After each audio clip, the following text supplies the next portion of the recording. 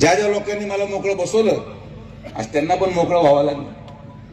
त्यांनी मला बसू दिलं असतं मी त्यांना हात लावला नसतं. राजकारणामध्ये काही काही लोक पदावर बसलेले चांगले असतात, म्हणजे ते शांत राहतात. मोकळे ठेवले का त्यांना मग उपद्रव सुचतो. इकडे बोट लाव, तिकडे बोट लाव, तिकडे बोट लाव.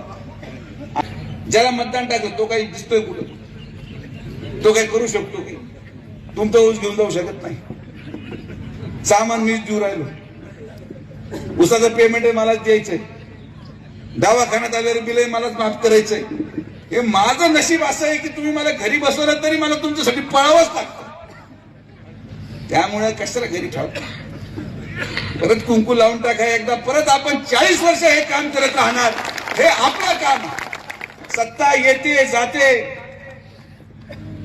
पण आजही माझी झाल्यावर देखील गावाचे सरपंच मलाच म्हणतात मला कोटी रुपये कामाला द्या.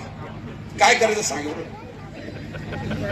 मग माझी इच्छा झाली इथून पळून जावं, राजकारण सोडून द्यावं. राजकारणामध्ये आता आपलं काय राहिलं नाही, धंदा पाणी पाहायला पाहिजे. पण कधी कधी हा विचार करतो, सुजय विखे असण्याने सगळ्या गोष्टी होतील असं माझं अजिबात म्हणणं नाही.